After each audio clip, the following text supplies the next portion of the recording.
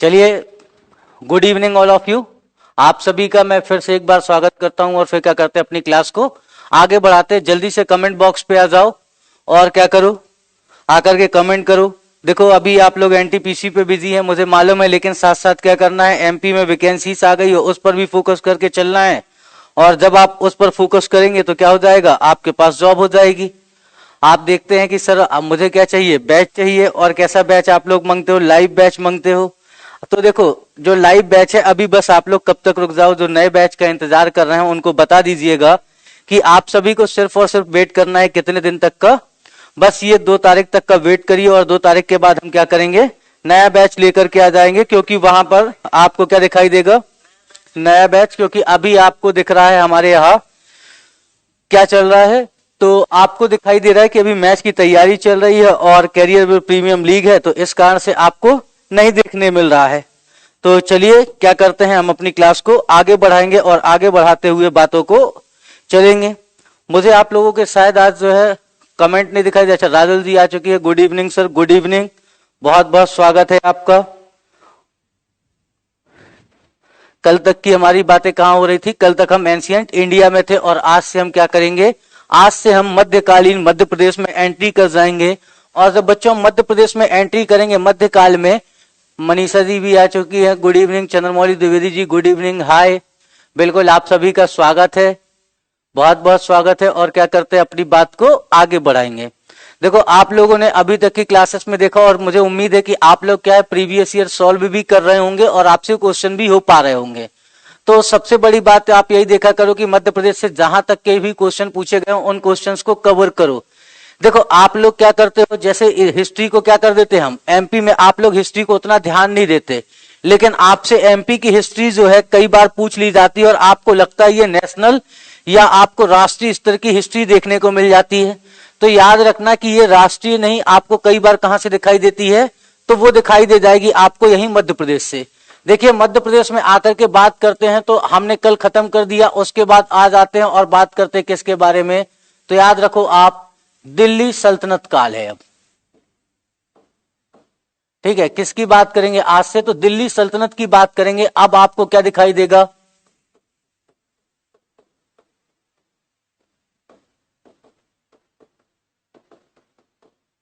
दिल्ली सल्तनत देखने को मिलेगी मध्य प्रदेश में।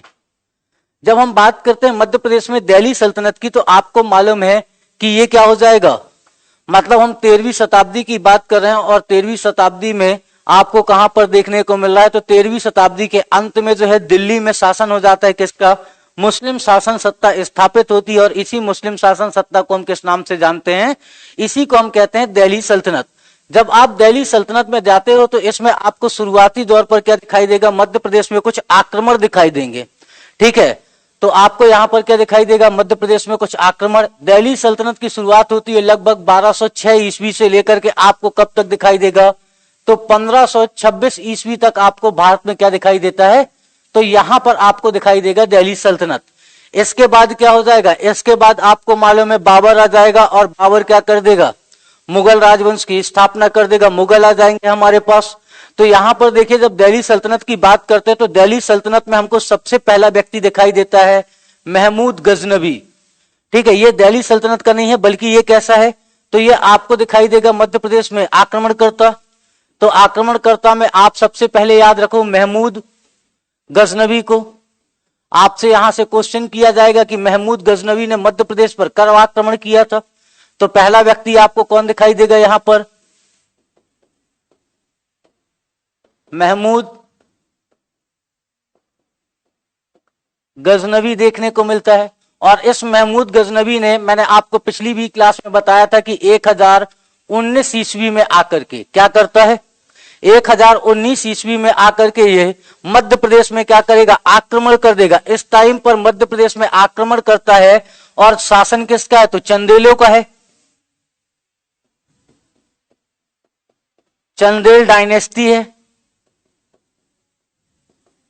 और इसी चंदेल डायनेस्टी में या चंदेल वंश का शासन चल रहा है। और चंदेल वंश के शासक के रूप में आप देखते हो विद्याधर को। ठीक है, चंदेल वंश का यहां पर किंग कौन है, इस टाइम पर तो आपको किंग दिखाई देगा विद्याधर। विद्याधर, मैंने आपको कल भी बताया था, और इसी के टाइम पीरियड पर ये क्या करेगा, हमला कर देगा। कहां पर, कन्नौज में। ठीक है, महमूद गजनवी ने क्या किया, तो इसने अटैक कर दिया आपका, ठीक है, आक्रमण करता है,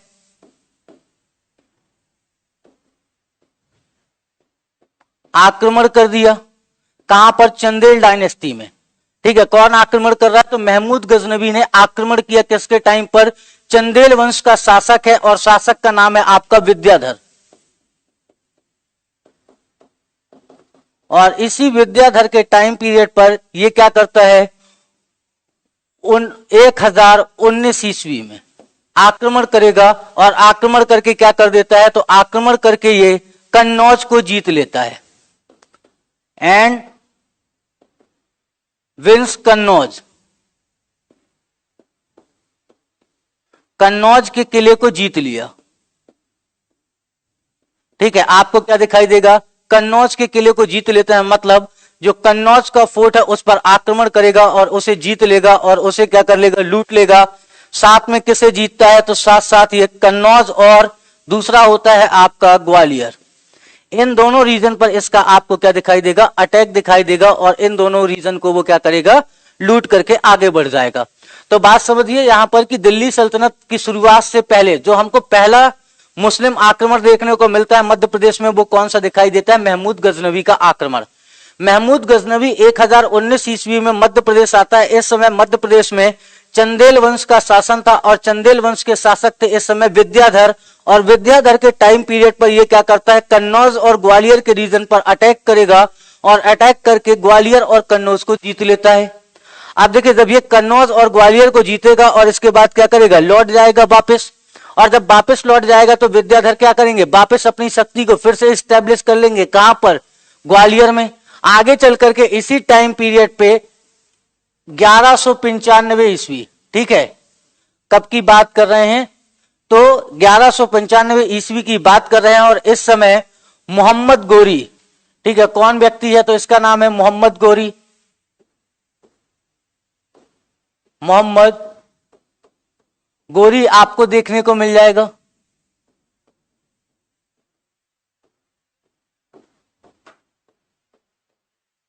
गोरी मिलेगा, और मोहम्मद गोरी क्या करता है, मोहम्मद गौरी ने आक्रमण किया, कब किया है, तो मोहम्मद गौरी आक्रमण कर रहा आपका 1521 ईस्वी में, और 1195 सॉरी, रवि कुमार सर जी, पोलिड, रवि कुमार गुरुजी, गुड इवनिंग, गुड इवनिंग। हाँ रवि जी क्या बोल रहे थे, पोल आईडी समझा नहीं आपने क्या किया है, कमेंट एक बार बताइएगा। आप जो है, आपसे मुलाकात शायद मेरी पहली बार है, या इससे पहले हुई होगी तो मुझे याद नहीं था। एक बार आप वापस टाइप करिएगा, आप क्या कहना चाह रहे थे, मैं समझ नहीं पाया। ठीक है, अब देखिए यहां पर आपको क्या दिखाई दे जाएगा, मोहम्मद गौरी दिखाई देता है, और मोहम्मद गौरी क्या करता है, इस समय पर आपको दिखाई देगा ग्वालियर, ये ग्वालियर पर अटैक करता है। ठीक है, कहां पर अटैक कर देगा, ग्वालियर पर।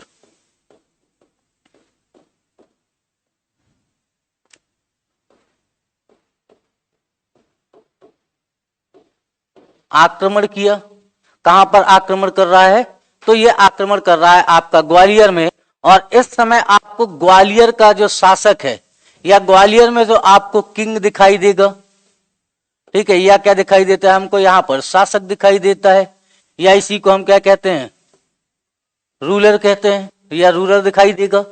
यहां पर आपको इस समय देखने को मिल जाएंगे लोहंग देव, कौन दिख रहा है आपको, लोहंग देव देखने को मिलेंगे, और इसी लोहंग देव के टाइम पीरियड पर क्या करेगा, आक्रमण करेगा। ठीक है, इसने क्या किया, ग्वालियर पर आक्रमण कर दिया, और ग्वालियर को जीत लेता है, और क्या करेगा, अपने गुलाम जो है, इसके गुलाम होते हैं कुतुबुद्दीन ऐबक, और साथ में इसके साथ इसका गुलाम आता है तुगरिल। ठीक है, दो व्यक्ति इसके साथ आएंगे। देखो मोहम्मद गौरी किसकी सहायता से आक्रमण करेगा, तो एक व्यक्ति इसके सहायक के रूप में आपको दिखाई देगा, कुतुबुद्दीन ऐबक, और साथ में क्या है, तो देखो इसके साथ साथ आपको देखने को मिल जाएंगे, ठीक है, मैंने आपको बताया कि यहां पर तुगरिल मिलेगा। इसके साथ दो व्यक्ति है, कुतुबुद्दीन ऐबक प्लस जो है तुगरिल है, और इनके साथ मिलकर के, ठीक है, इनके साथ मिलकर के इसने अटैक कहां पर किया, तो इसने अटैक कर दिया लोहंग देव के खिलाफ ग्वालियर के किले पे, और क्या करते हैं, ग्वालियर के किले को जीत जाएंगे और ग्वालियर का किला किसके अंदर आ जाएगा। तो अब आगे चल करके यही कुतुबुद्दीन ऐबक, ठीक है, ये कुतुबुद्दीन ऐबक क्या है, इसका गुलाम है मोहम्मद गौरी का, और यही क्या करता है, दिल्ली सल्तनत की स्थापना करेगा। एक साल आगे चल करके क्या करेगा, एक साल बाद मतलब 1196 ईस्वी में, और 1196 ईस्वी में ये क्या कर देगा, तो ये आपका इस्टेब्लिश कर देता है। इसके बाद जो है, इससे जब ये लौट करके चला जाएगा मोहम्मद गौरी, तो ये अपने प्रतिनिधि के रूप में किसे यहां छोड़ करके जाएगा, कुतुबुद्दीन ऐबक को छोड़ करके जाएगा, और यही कुतुबुद्दीन ऐबक चल करके आगे क्या करेगा, गुलाम वंश की स्थापना करेगा दिल्ली सल्तनत में। तो यहां से क्वेश्चन क्या आएगा आपका, कि मोहम्मद गौरी ने किसके साथ मिलकर के लोहंग देव के खिलाफ अभियान किया था, तो आपको दिखाई देगा मोहम्मद गौरी ने कुतुबुद्दीन ऐबक और साथ में तुगरिल के साथ मिलकर के कहां पर आक्रमण किया, ग्वालियर के किले पर आक्रमण किया, और ग्वालियर के किले को इसने जीत लिया। अब जैसे ही ये क्या करेगा, ग्वालियर के किले को जीत लेगा, इसके बाद इसे लूटने के बाद क्या करेंगे, ये वापस लौट जाएंगे। आप देखिए इसके बाद हमको कौन दिखाई देता है इंपॉर्टेंट, तो याद रखो कुतुबुद्दीन ऐबक देखने को मिलेगा। ये जो कुतुबुद्दीन ऐबक आपको देखने को मिलते हैं, ये कब से कब तक दिखाई देंगे, तो मैंने आपको पिछली क्लास में भी बताया था कि ये क्या करेगा, लगभग 1202 से लेकर के आपको इसका शासनकाल देखने को मिल जाएगा, ठीक है। और ये क्या है, 1202 और 3 मतलब 1196 से स्टार्ट किया, 1202 और 3 के समय में ये क्या करता है, वापस आक्रमण करेगा, और आक्रमण कहां करेगा, तो ये आक्रमण करता है चंदेला शासक के खिलाफ,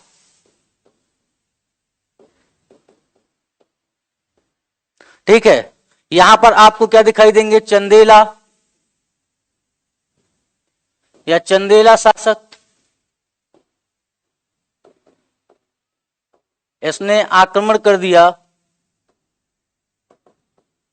चंदेला शासक के विरुद्ध। चंदेला शासक यहां पर कौन है, आपको तो मैंने आपको बताया था, चंदेला शासक है आपके परमार्दी देव, इस टाइम पर किंग होगा परमार्दी देव।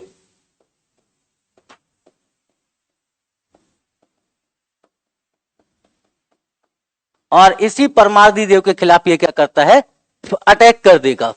अब देखो परमार्दी देव के खिलाफ अटैक करके क्या कर देगा, एंड विंस, और इसे क्या करता है, हरा देता है, को क्या कर देगा, हरा दिया, या डिफीट कर दिया, या जीत गया, या विन हो गया, पराजित कर दिया। और पराजित करने के साथ साथ ही आपको क्या दिखाई देगा, इसी परमार्दी देव के शासनकाल में आपको आल्हा उदल देखने को मिले थे। अब क्या करेगा, कलिंजर, कलिंजर के साथ साथ महोबा, ये दो किले हैं, कलिंजर एवं महोबा, और साथ में आपको क्या दिखाई देगा, खजुराहो। इन जगहों पर क्या कर लेता है, अधिकार कर लेता है, ठीक है। हरा करके क्या किया, हरा दिया, और कलिंजर, महोबा, खजुराहो पर अधिकार कर लिया।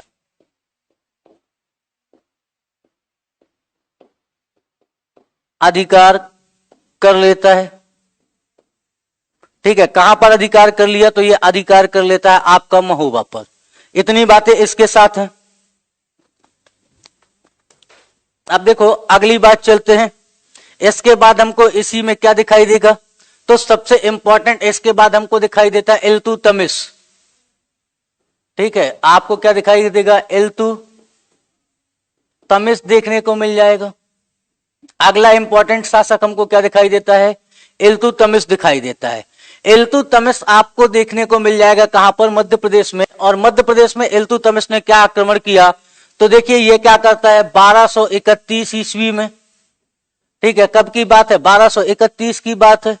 इल्तुतमिश आता है और इल्तुतमिश क्या करेगा, ग्वालियर के किले पर आक्रमण कर दिया।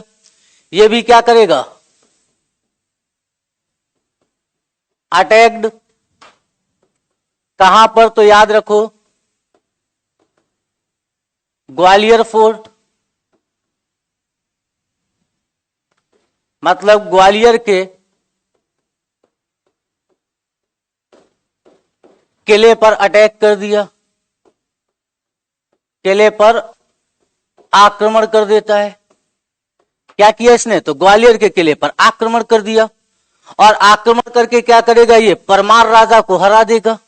आक्रमण कर दिया और साथ में क्या किया, यहां पर उस समय पर परमार राजा थे, ठीक है, कौन है आपका, तो परमार डायनेस्टी है,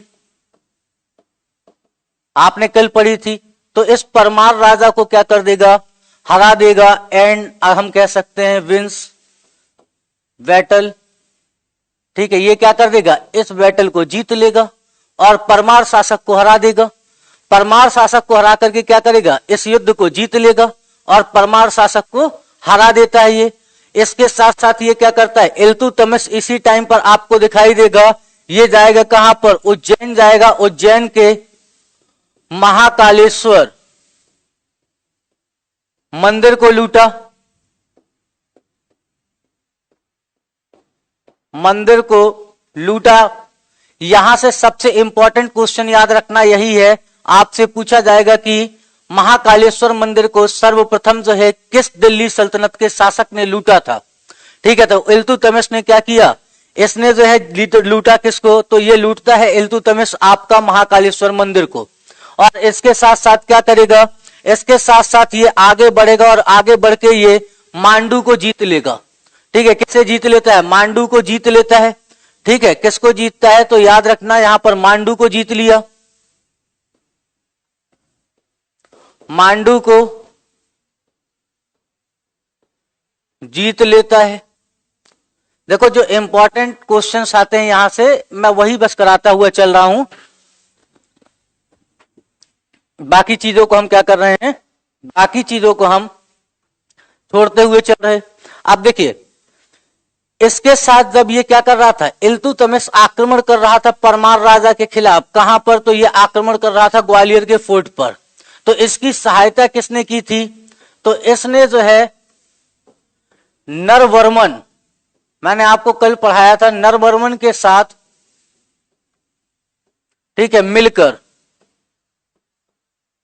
इसने क्या किया था, तो अटैक किया था ग्वालियर फोर्ट पर, ठीक है। इल्तुतमिश ने 1231 ईस्वी में नरवर्मन के साथ मिलकर के ग्वालियर के किले पर अटैक किया और इस टाइम पर किसका शासन था, तो परमार राजा थे और परमार राजाओं को हराता है और ग्वालियर के किले को लूटता है। साथ में कहा जाता है महाकालेश्वर मंदिर को लूट लेता है और मांडू को जीत लेता है।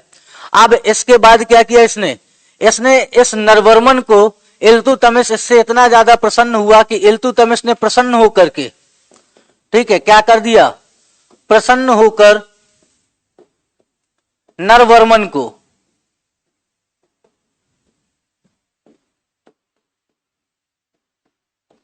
शिवपुरी, जो आप देखते हैं शिवपुरी का शासक बना दिया।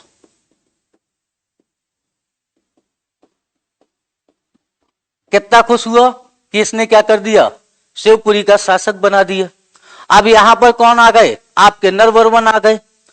और इस अभियान के दौरान देखिए, जब इल्तुतमिश अभियान कर रहा है तो अभियान के दौरान इन द ईयर ऑफ, अगर हम बात करते हैं 1234 के आसपास इसका युद्ध होता है। एक राजपूत राजा है, ठीक है, कौन से राजा हैं, तो आपको दिखाई देंगे राजपूत राजा दिखाई देंगे, छहदेव, ठीक है। कब की बात है, तो 1234 ईस्वी में राजपूत राजा हैं, राजा छहदेव ने इसे हराया था। अभी तक ये क्या कर रहा था, हर जगह जीत रहा था, लेकिन ये वाला क्वेश्चन आप हमेशा याद रखना कि जब ये मध्य प्रदेश में अभियान कर रहा था, इस अभियान के दौरान इसे किस राजा ने हराया था। तो इस बात को याद रखना, यहां पर राजपूत राजा हैं या राजपूत सेनापति हैं, राजपूत शासक है, और इसने क्या किया, इल्तुतमिश को हरा दिया। ठीक है, कैसे हरा देता है, इल्तुतमिश को हरा देता है। तो इतनी बातें हमारी इल्तुतमिश के साथ हैं। अब आ जाइए, दिल्ली सल्तनत में एक राजा हुआ और इस राजा का नाम है नसरुद्दीन शाह। इसे हम इतिहास में इसलिए जानते हैं क्योंकि ये अपना जीवन यापन करने के लिए क्या करता था, ये अपना जीवन यापन करने के लिए टोपी सिला करता था, मतलब कैप बुना करता था, और इसे कहा जाता है नसरुद्दीन मोहम्मद। इसके पीछे जो व्यक्ति आपको दिखाई देगा वो दिखाई देगा आपको बलबन। इसके पीछे बलबन ही है जो क्या कर रहा होगा, इसके अभियानों को आगे बढ़ा रहा होगा और सभी जगह अटैक कर रहा होगा। तो बलबन जो है इसके प्रमुख व्यक्ति के रूप में दिखाई देगा। पीछे कौन है, बलबन है, लेकिन सामने उसने किसे रखा हुआ है, तो नसरुद्दीन और महमूद को रख करके चलता है।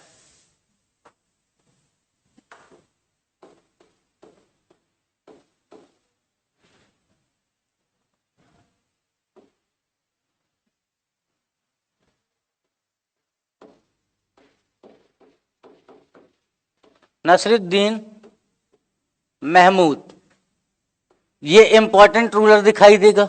इसके समय पर हमको कौन दिखाई देता है, तो इसके समय पर हमको दिखाई देगा बलबन।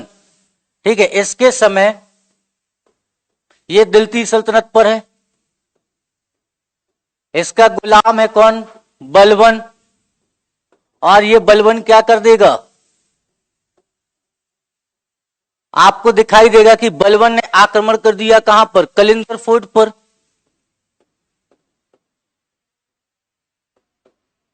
अटैक्ड कलिंजर।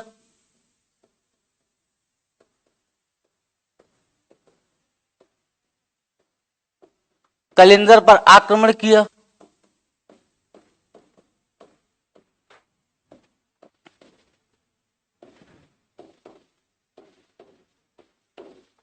आक्रमण किया और क्या करता है, कलिंगर को जीत लेता है।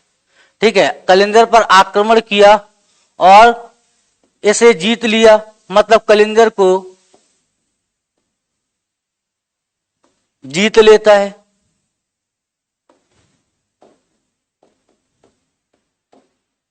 ठीक है, ये याद रखना कि कलिंगर को क्या करता है, जीत लेता है। अब आते, इसके बाद आपको कौन दिखाई दे जाएगा, इसके बाद जो है दिल्ली सल्तनत पर अधिकार हो जाएगा। ठीक है, अब कौन चलता रहेगा इस रीजन पर, बलबन देखे आई देगा आपको दिल्ली सल्तनत पर। और इसके बाद जो है अधिकार हो जाएगा, एक नया राजवंश आएगा और उस वंश के साथ जो हमको मध्य प्रदेश पर अटैक और तेज देखने को मिल जाएंगे। मतलब नेक्स्ट जो डायनेस्टी आती है वो आती है आपकी खिलजी वंश। क्या जाएगा हमारे पास, खिलजी वंश आएगा, या इसी को हम कहते हैं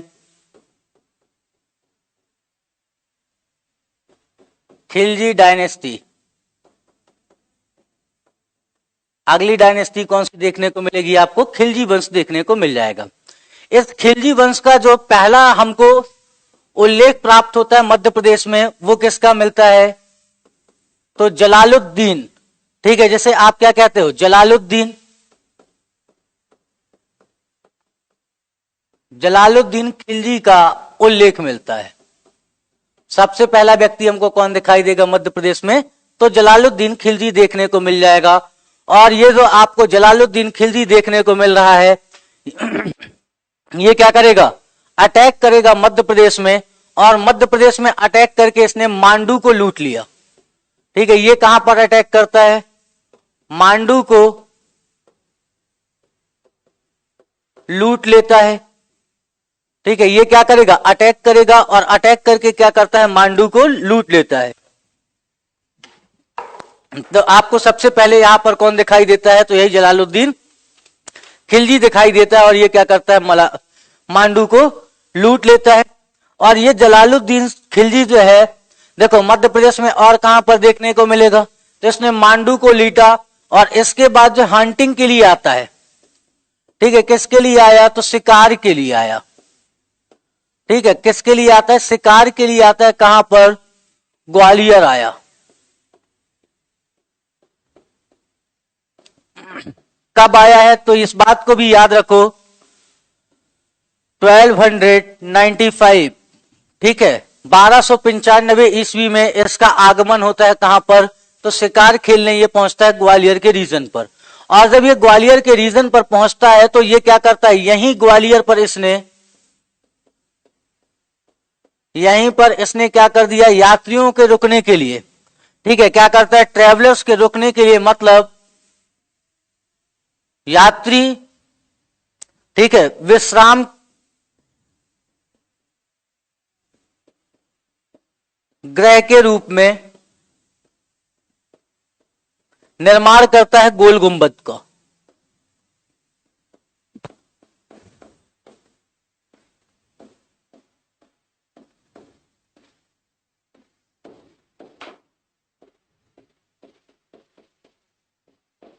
निर्माण कराया, क्या कर देगा, गोल गुंबद का निर्माण कर देता है। तो इतनी बातें आपको याद रखनी है कि जलालुद्दीन खिलजी ने क्या किया, मांडू को लूट लेता है, और मांडू को लूटने के बाद ये क्या करता है, ये शिकार के लिए आया हुआ होता है, कहां पर, ग्वालियर आता है, और यहीं पर ये क्या करेगा, यहीं पर एक संरचना का ये क्या करता है, निर्माण करता है, और उसे संरचना को हम क्या कहते हैं, गोल गुंबद कहते हैं। ये आपसे पूछा जाएगा एग्जाम पे कि गोल गुंबद का ग्वालियर में किसने निर्माण कराया, तो गोल गुंबद का जो कंस्ट्रक्शन है उसका काम कराता है जलालुद्दीन खिलजी। आपको कौन दिखाई दे जाएगा, तो जलालुद्दीन खिलजी दिखाई दे जाएगा। देखिए जलालुद्दीन खिलजी के बाद इस वंश का अगला शासक होता है जो और ज्यादा दूरदर्शी होता है और भारत विजय के अभियान में निकलता है, उसका नाम है अलाउद्दीन खिलजी।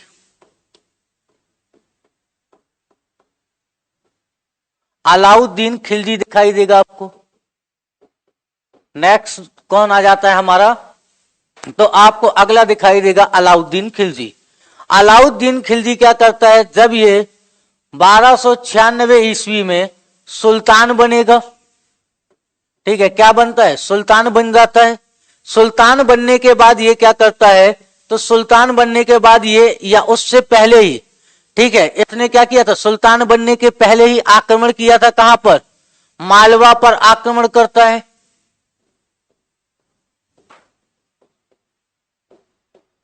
आक्रमण किया, ठीक है,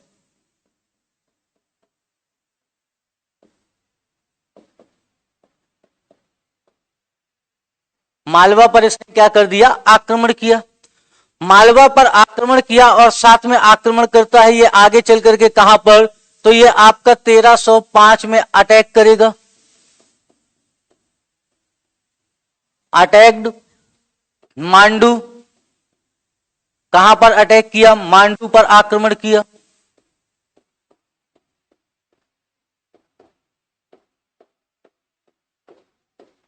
और मांडू पर आक्रमण करने के बाद ये क्या करता है, मांडू पर अधिकार कर लेता है, ठीक है, मांडू पर आक्रमण करेगा और मांडू पर आक्रमण करके इस पर अधिकार कर लिया। मतलब ये मांडू को जीत लेता है। अब देखिए इसके साथ साथ जब ये यहां मांडू पर अटैक कर रहा होता है, इसके साथ हमको जानकारी मिलती है इसने किसे जीता है, तो देखो दमोह को भी जीता, दमोह के साथ साथ जबलपुर को भी जीतता है।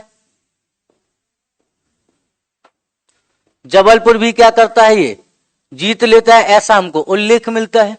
तो इस वंश का सबसे ज्यादा अगर हम बात करते हैं महत्वाकांक्षी शासक जो क्या करना चाहता है, अपने शासन की बागडोर को आगे बढ़ाना चाहता है, और आगे बढ़ाते हुए ये क्या करेगा, अटैक करेगा, और अटैक करके सबसे पहला काम करता है मालवा पर आक्रमण करेगा। देन जब ये किंग बन जाएगा तो आफ्टर किंग बनने के बाद ये क्या करेगा, 1305 ईस्वी में अटैक करेगा मांडू पर, और मांडू पर अधिकार कर लेता है। इसके साथ साथ ये अटैक करता है आपका दमोह और जबलपुर के रीजन पर, और दमोह और जबलपुर के रीजन को भी क्या करता है, ये जीत लेता है। तो ये आपको जीतता हुआ दिखाई दे जाएगा, किसको, दमोह और जबलपुर को भी जीतता हुआ देखने को मिल जाएगा। अब देखो इसके बाद जो अगली डायनेस्टी आती है कहां पर, दिल्ली सल्तनत में जो अगले राजवंश का क्या होता है आपको देखने को मिलेगा, इसका नाम है तुगलक वंश।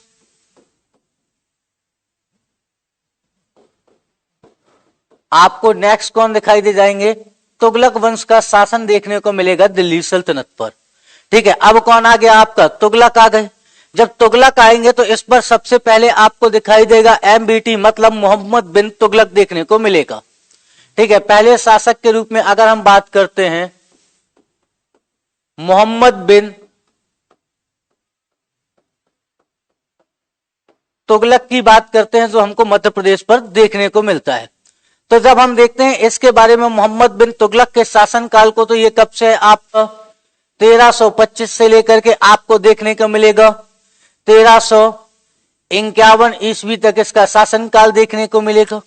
और ये अपने शासनकाल में क्या करता है, जब आप देखेंगे दमोह में है, अगर आप जाते हैं तो दमोह में दिखाई देगा बटियागढ़, ठीक है, और बटियागढ़ में हमको एक क्या मिलता है, शिलालेख मिलता है। उस शिलालेख के माध्यम से हमको जो है मोहम्मद बिन तुगलक के मध्य प्रदेश अभियान की जानकारी प्राप्त होती है। तो जब आप जाएंगे कहां पर, बटियागढ़ है, बटियागढ़ है कहां पर, तो याद रखो दमोह, ठीक है।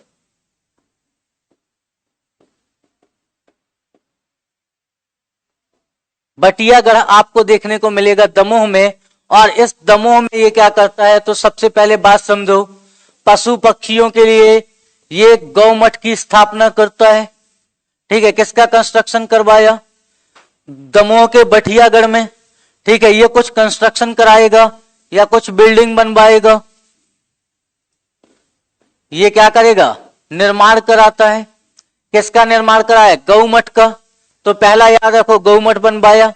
साथ में क्या करता है, साथ में यहीं पर एक बावड़ी का निर्माण करेगा। बावड़ी के साथ साथ इसने निर्माण किया था, यहीं पर एक बगीचे का निर्माण किया, बगीचा बनवाया। यहां पर इसने इतने काम किए।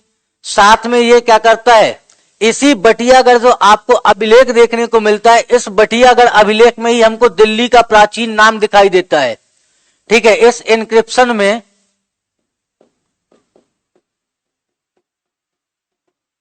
या अभिलेख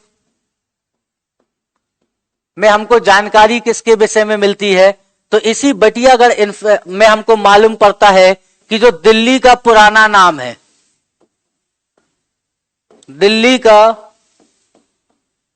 पुराना नाम का उल्लेख मिलता है और उसका नाम है आपका जोगनीपुर, ठीक है। दिल्ली के पुराने नाम को क्या बताया गया है इसी बटियागढ़ उपलोग में, तो ऐसे बताया जाता है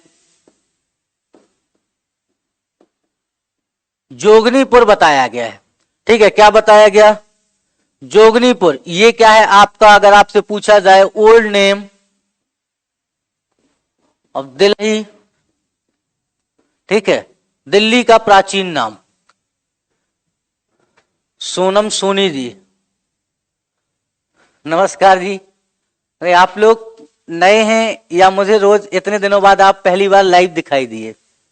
तो ये क्या किया इसने, देखो मोहम्मद बिन तुगलक आता है अपने अभियान के दौरान, और मोहम्मद तुगलक जब अपने अभियान के दौरान मध्य प्रदेश में एंट्री करता है, तो ये सबसे पहले कहां पर पहुंचता है, दमोह में पहुंचता है। और दमोह में आपको दिखाई देगा बटियागढ़ अभिलेख, और इस बटियागढ़ अभिलेख के माध्यम से हमको जानकारी मिलती है कि इसने दमोह में गौमठ का, बावड़ी का और साथ में एक बगीचे का निर्माण कराया। साथ ही साथ इसी बटियागढ़ अभिलेख के माध्यम से हमको जानकारी मिलती है कि मोहम्मद बिन तुगलक ने के टाइम पर, या दिल्ली का जो पुराना नाम है वो क्या कहा जाता था, दिल्ली को जोगनीपुर कहा जाता था, ठीक है। एमपीएसआई की देखो मैंने आप लोगों को बताया था, एमपीएसआई को लेकर के अभी बच्चों अगर मैं आपसे बात करूं तो पुलिस हेडक्वार्टर में कोई बात नहीं चल रही है। जैसे ही मेरे पास इंफॉर्मेशन आ जाएगी कोई भी, और जहां तक मतलब एक उम्मीद बताई है लोगों ने, उन्होंने कहा कि सर आपको जो है 15 जनवरी तक, देखो मैंने आप लोगों को पुलिस के बारे में पहले ही बता दिया था, पीएससी के बारे में पहले ही बता दिया था, ठीक है। तो आपको पीएससी की भी वैकेंसी दिखाई दे गई। 15 जनवरी तक आप मान के चलो कि आपके सामने एमपीएसआई का भी नोटिफिकेशन आने की उम्मीद है।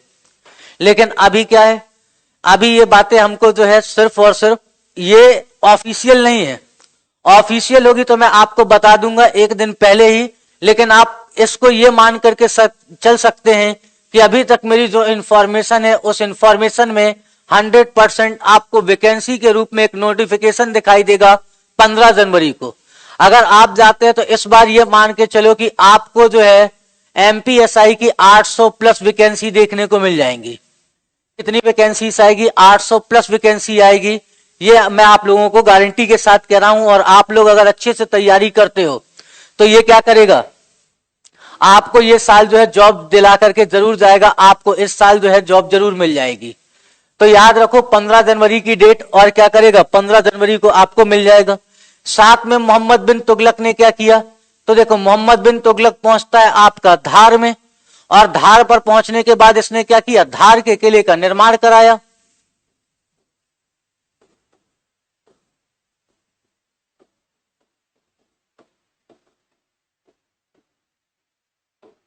ठीक है, तो याद रखिएगा सुमन जी, सुमन जी कह दिया मैंने, सोनम जी, तो याद रखिएगा। ठीक है, 15 जनवरी आपके पास वैकेंसी आ जाएगी। इसने क्या किया है, धार का किला बनवाया या धार के फोर्ट का निर्माण किया। धार के किले का निर्माण करता है, धार का किला बनवाया इसने।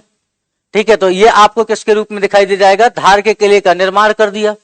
इसी के टाइम पीरियड पर देखो, जब ये दिल्ली सल्तनत पे क्या कर रहा है, शासन कर रहा है, इसी के शासन काल के दौरान आपको देखने को मिलेगा मध्य प्रदेश में एक बहुत बड़ा अकाल पड़ा था।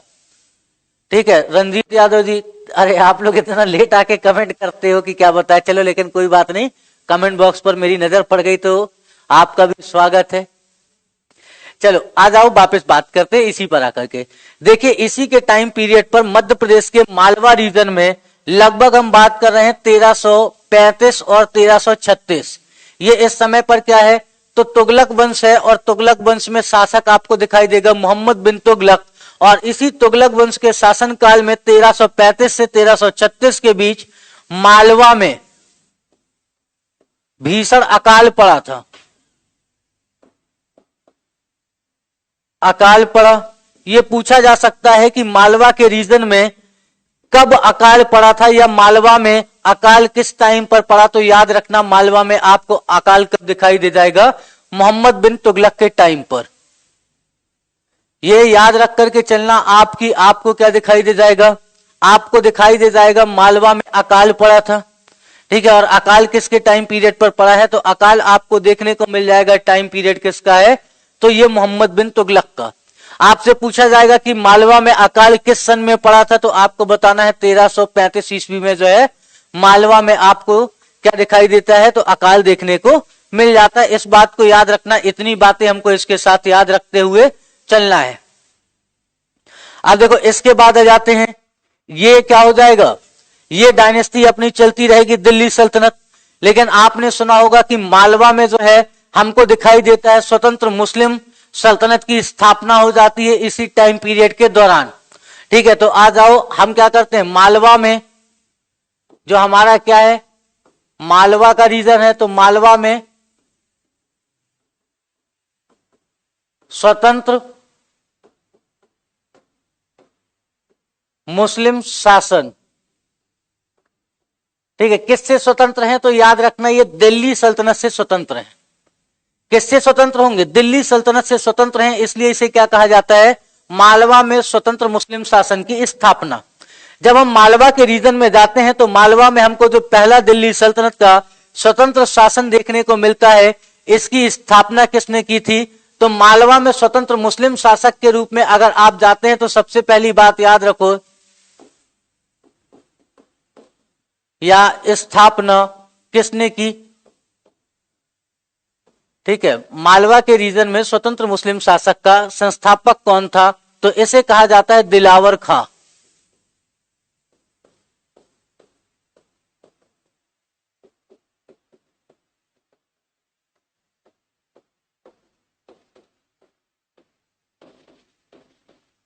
दिलावर खां ने क्या कर दिया, स्वतंत्र मुस्लिम शासक की स्थापना कर दी। और ये दिलावर खां आपको यहां मालवा के रीजन पर दिखाई देगा 1401 से लेकर के 1406 ईस्वी तक देखने को मिलेगा। और इसी ने क्या किया था, अब आपसे क्वेश्चन किया जाएगा कि मालवा में स्वतंत्र मुस्लिम शासक की स्थापना किसने की थी। अच्छा, मोहम्मद बिन तुगलक एक पागल सुल्तान। देखो मोहम्मद बिन तुगलक एक पागल सुल्तान नहीं, वो समय से आगे चल रहा था, लेकिन समय से आगे चलते हुए वो बातों को नहीं देख पाए। जब आप इंडियन हिस्ट्री में देखेंगे तो मोहम्मद बिन तुगलक के द्वारा किए गए कार्य जो है भारत को कितना प्रभावित करते हैं, ये आपके सामने क्वेश्चन आता है। उसके टाइम पीरियड पर क्या क्या काम हुए, ये आपके सामने क्वेश्चन आता है। तो इनको फोकस करके चलना है। हाँ, उसको पागल और सनकी कहा जाता था, ये बातें अलग है, लेकिन हमको क्या करना है, उसके आर्थिक प्रभावों को देखना है। आर्थिक प्रभावों के साथ अगर उसने कोई एस्टेब्लिशमेंट किया या उसने कोई ऐसी संरचना बना दी, तो हमको किसी भी शासक को देखते समय उसके सामाजिक, धार्मिक और आर्थिक प्रभाव को देखना है और उसकी संरचनाओं को देखना है कि उसने निर्माण क्या किया है। जिस दिन आप इतनी बातें देखना सीख जाएंगे, उस दिन आप आंसर राइटिंग सीख जाएंगे। भाई आपसे क्या पूछा जाता है, यही तो पूछा जाता है कि भाई अकबर कालीन अर्थव्यवस्था की चर्चा करें, अकबर कालीन प्रशासन की चर्चा करें, तो आपको एडमिनिस्ट्रेशन देखना है, इकोनॉमिक रिफॉर्म देखने हैं। कोई अगर इकोनॉमिक नई पॉलिसी लेकर के आया या एडमिनिस्ट्रेशन में कोई नई पॉलिसी लेकर के आता है, तो ये बातें आपको देखने को मिल जाएंगी।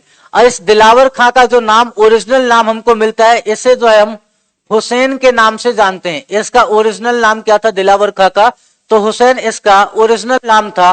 और ये आपको क्या करेगा, ये जो है बैठता है कहां पर, तो इसकी गद्दी पर बैठेगा।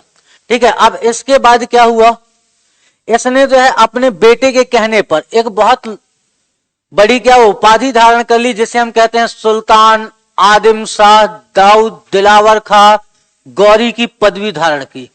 ठीक है, इसी को आप किस नाम से जानोगे, जब मालवा के रीजन में जाओगे, अगर आप किससे कोई पूछ लेता है, आप वैसे इतना लंबा पूछा नहीं जाएगा, लेकिन याद रखो इसने क्या पदवी धारण की है, तो इसने धारण की सुल्तान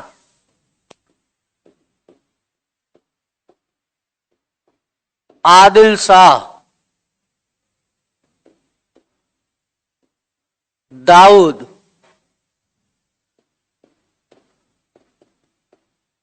दिलावर खां गौरी की उपाधि धारण की। ये क्या करता है, उपाधि धारण करता है। ठीक है, सुल्तान आदिल शाह दाऊद दिलावर खां गौरी की उपाधि धारण कर लेगा। और जब ये इसकी उपाधि धारण कर लेगा, ये क्या करेगा, ये जब मालवा में स्वतंत्र मुस्लिम शासक की स्थापना करता है, शासन की स्थापना करेगा, तो ये बनाएगा अपनी कैपिटल। ठीक है, इसने अपनी कैपिटल किसे बनाया, तो देखो इसकी आपसे पूछा जा सकता है कि जो मालवा का स्वतंत्र मुस्लिम शासक था, उसकी पहली कैपिटल क्या थी या उसकी पहली राजधानी क्या थी। क्या पूछा जाएगा, मालवा के स्वतंत्र मुस्लिम शासक की राजधानी क्या थी, तो इसकी राजधानी थी धार। ठीक है, कैसे राजधानी बनाता है, तो धार को इसने कैपिटल बनाया।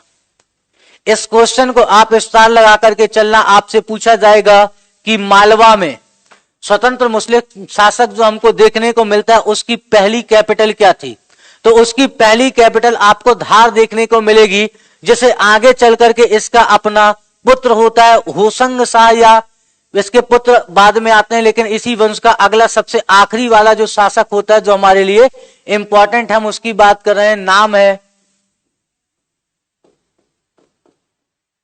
होशंग शाह की। इसका आप लोगों ने बहुत ज्यादा नाम सुना है।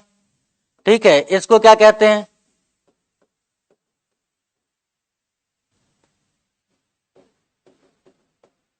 होशंग शाह। कौन दिखाई देगा, होशंग शाह, या इसी का नाम आपको मिलता है अनप खां के रूप में। इसका ओरिजिनल नाम क्या है, अनप खां दिखाई देगा। और ये क्या करेगा, ये आगे चल करके अपनी कैपिटल या राजधानी कहां से, तो देखो पहले क्या थी, धार थी, और इस धार से लेकर के कहां पहुंच जाएगा, तो धार से लेकर के पहुंच जाता है मांडू। कहां पर पहुंचेगा, मांडू पहुंचता है। अब देखो पूछा जाएगा कि मांडू को अपनी कैपिटल सर्वप्रथम किसने बनाया, तो मांडू को अपनी कैपिटल के रूप में एस्टेब्लिश किया है होशंग शाह ने। होशंग शाह क्या करता है, होशंग शाह जो है धार से अपनी राजधानी या अपनी कैपिटल लेकर के कहां पहुंच जाता है, तो मांडू पहुंच जाएगा। और इस मांडू को उस समय कहा जाता था सादियाबाद।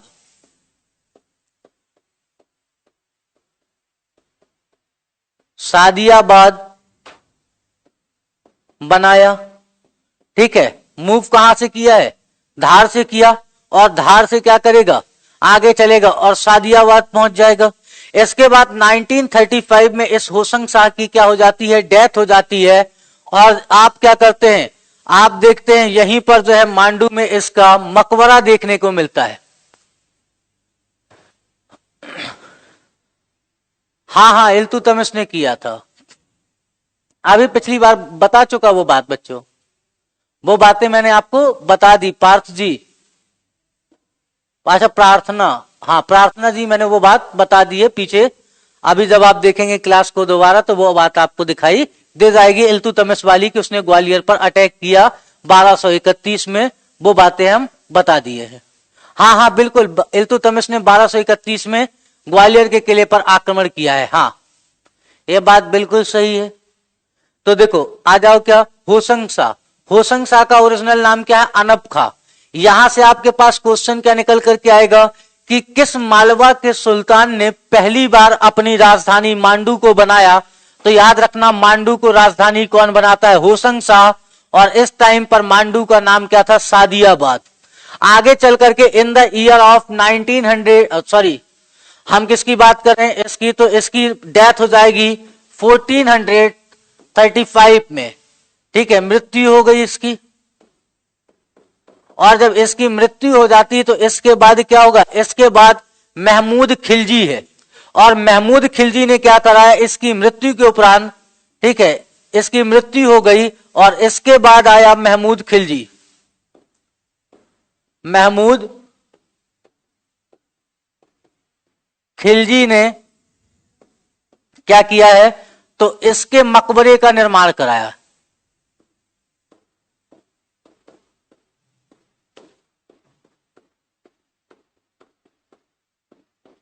निर्माण कराया। अगला क्वेश्चन यहां से वापस सुन लो, होशंग शाह के मकबरे का निर्माण किसने कराया है? तो याद रख करके चलना कि जो होशंग शाह का मकबरा है इसका निर्माण कौन कराता है? महमूद खिलजी ने कराया। जो आप कहां पर देखते हैं ये मकबरा, जो आप देखते हैं जा करके, तो इसका निर्माण कौन कराता है? तो मकबरे का निर्माण कराया है आपका महमूद खिलजी ने। मैंने आप लोगों को जब मैं मकबरे पढ़ा रहा था उसमें बताया भी था, और उसमें बताते हुए मैंने आपको इसका मकबरा बताया था और मकबरे का निर्माण करता भी आपको मैंने बताया था। तो इस बात को याद रखते हुए चलना कि इसका मकबरा हमको देखने को मिलता है। आप देखो अगली बात आकर के इसी में देखते हैं कि अगली बात हमको क्या देखने की जरूरत है। तो यहीं पर आपको अगली बात दिखाई दे जाएगी, बाज बहादुर और रानी रूपमती। इसके बाद जो इंपॉर्टेंट शासक हमको दिखाई देता है कहां पर? मांडू पर। ये है किससे? तो ये भी आपका स्वतंत्र जो मुस्लिम शासन है, इसी मालवा के स्वतंत्र मुस्लिम शासक के रूप में आपको दिखाई देता है बाज बहादुर और रानी रूपमती, जिसकी आप क्या सुनते हैं? कथाओं के बारे में सुनते हैं। तो अगला शासक इस वंश में कौन सा आएगा? बाज बहादुर आएगा, जो सबसे आखिरी में आता है। ये क्या कोशिश करेगा? ये शुरुआती दौर पर बहुत ज्यादा क्या करता है? विजय प्राप्त करने की कोशिश करता है। ये बार बार कहां पर? तो ये गोंडवाना में हमला करेगा, गुजरात की तरफ हमला करेगा, छत्तीसगढ़ की तरफ हमला करेगा, और ये सभी जगह अपने विजय अभियान चलाएगा। लेकिन बाज बहादुर जो है अपने अभियान में सफल नहीं हो पाता, और अंत में बाज बहादुर को क्या हो जाता है? रानी रूपमती से प्रेम होता है। और 1526 के बाद ये सिर्फ और सिर्फ क्या करता है? रानी रूपमती के साथ जो है बाज बहादुर जो है अपना प्रेम करता रहेगा। मतलब तुम इतना जो मुस्कुरा रही हो ऐसा वाला नहीं होगा। वो क्या है? रानी रूपमती के लिए किले का निर्माण कराएगा, क्योंकि रानी रूपमती क्या करती हैं? बिना नर्मदा दर्शन के जो है भोजन नहीं करेंगी। तो बाज बहादुर जो है 1526 के बाद अपने सारे अभियान छोड़ देगा और रानी रूपमती के साथ शांति पूर्वक अपने मांडू में रहेगा, और मांडू में रहते हुए क्या करेगा?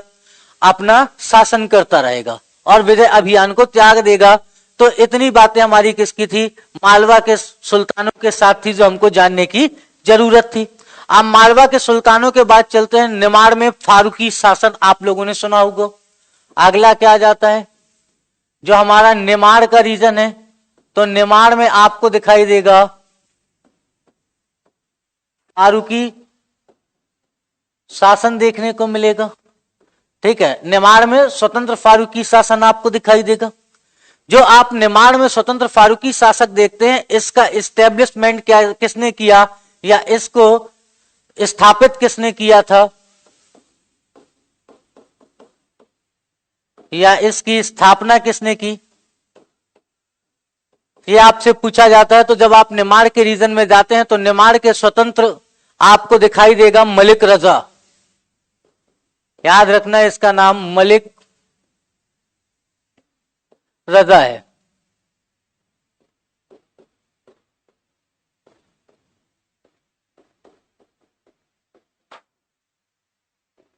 मलिक रजा आपको निमाड़ में स्वतंत्र फारूकी शासक का क्या दिखाई दे जाएगा, स्थापित करने वाला व्यक्ति दिखाई देगा। और इसने स्टैब्लिश किया था 1398।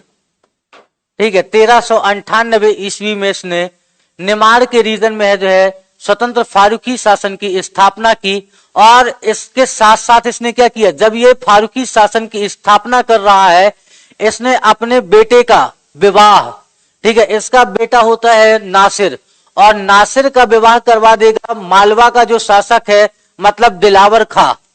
ठीक है, मालवा के शासक जो है दिलावर खां की पुत्री के साथ क्या कर देगा, अपने बेटे नासिर का विवाह कर देगा। और इससे फायदा यह है कि अब मालवा की तरफ से निमाड़ में हमला नहीं होगा। ठीक है, किसे बचा लिया इसने, तो इसने बचा लिया अपने आप को। ठीक है, अब देखिए इसी वंश का अगला शासक आता है, इसकी मृत्यु के बाद जिस व्यक्ति का हमने नाम दिया अभी आपको, मलिक नासिर दिखाई देगा, इसका उत्तराधिकारी है। अगला किंग कौन होगा, तो मलिक नासिर होगा। और मलिक नासिर आपको दिखाई देता है, या इसी को हम क्या कहते हैं, मलिक नासिर को जो है इसने ही इस्टेब्लिश करता है आपको किसके रूप में, तो ये दिखाई दे जाएगा, आपने बुरहानपुर का नाम सुना है, बुरहानपुर की स्थापना करेगा और जैनाबाद की स्थापना करेगा। मलिक नासिर ये क्या करता है, तो ये स्थापना करेगा आपका सबसे पहला बुरहानपुर, बुरहानपुर के बाद जहानाबाद, अपने गुरु के कहने पर। और अपने गुरु के कहने पर ये आपको दिखाई दे जाएगा किस रीजन पर, तो मलिक नासिर आपको दिखाई दे जाएगा बुरहानपुर और जहानाबाद की स्थापना करते हुए, या इसी को हम जैनाबाद के नाम से भी जानते हैं। ठीक है, इसी को जहानाबाद या आप लोग वर्तमान समय में जैनाबाद के नाम से जानते हैं। इसने स्टैब्लिश कर दिया जैनाबाद, दो नगरों की स्थापना की। इसी के बाद जो है इस शासन का अगला राजा होगा और जिसका नाम है रजा अली खां। ये आपको किस रीजन में दिखाई दे रहा है, बुरहानपुर। बुरहानपुर में आप लोगों ने आसीरगढ़ का जो किला सुना है, उस रीजन पर इनका क्या चल रहा है, शासन चल रहा है। और इसके बाद आपको दिखाई देगा इस वंश का अगला शासक, और इस शासक का नाम है रजा अली खां। ठीक है, कौन दिखाई देगा, रजा अली खां दिखाई देगा।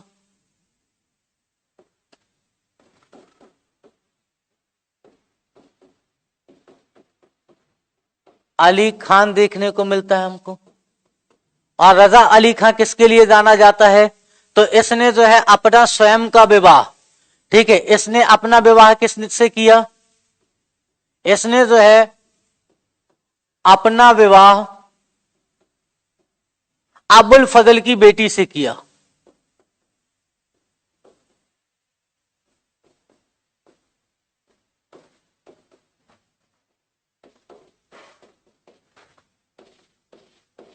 बेटी से किया। साथ में इसकी बहन का विवाह किसके साथ हुआ, तो इसकी बहन का विवाह होता है अकबर के साथ। रजा अली खान ने खुद का विवाह किससे किया, अबुल फजल की बेटी से। और इसने इसी के क्या हो रहा है, इसकी बहन का विवाह किससे हो रहा है, अकबर के साथ। ये किसके समकालीन है, अकबर के समकालीन आपको देखने को मिलेगा। किसके समकालीन देखने को मिलेगा, अकबर के समकालीन। और इसी के टाइम पीरियड पर क्या देखते हो आप, इसी के समय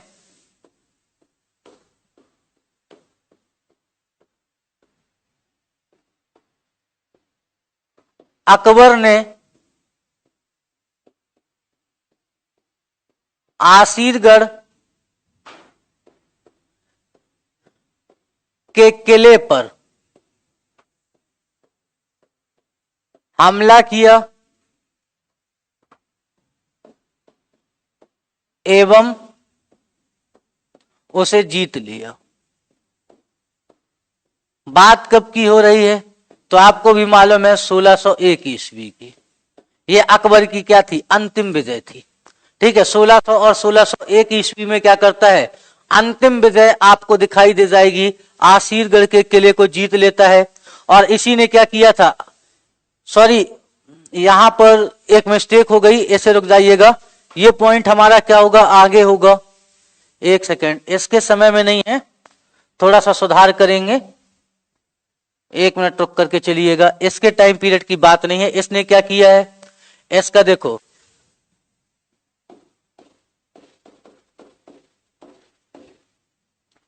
जामा मस्जिद,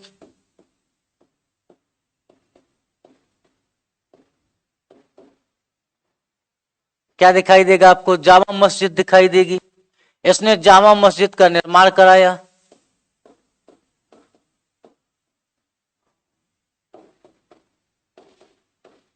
जामा मस्जिद का निर्माण कराया। कहां पर कराता है जामा मस्जिद का निर्माण? तो देखो, आसीरगढ़ के फोर्ट में।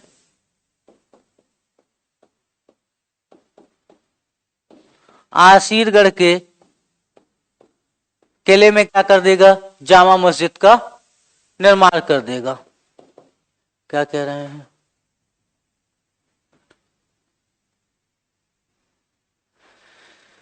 Famous book Satyendra, good evening. देखो, फेमस बुक और उनके राइटर के नाम, ये टॉपिक आप लोगों को पढ़ना चाहिए। जैसे आप लोग कहते हो सर स्पोर्ट्स करा देना एक दिन। बच्चों, अब ये कोई पढ़ाने की बात थोड़ी हुई कि हॉकी में 11 खिलाड़ी खेलते हैं, क्रिकेट में 11 खिलाड़ी खेलते हैं, फुटबॉल में 11 खिलाड़ी खेलते हैं।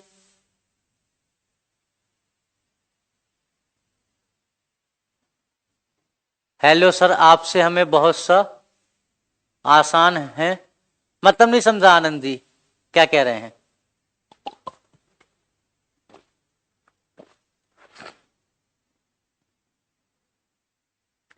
गुड इवनिंग आनंद प्रजापति जी।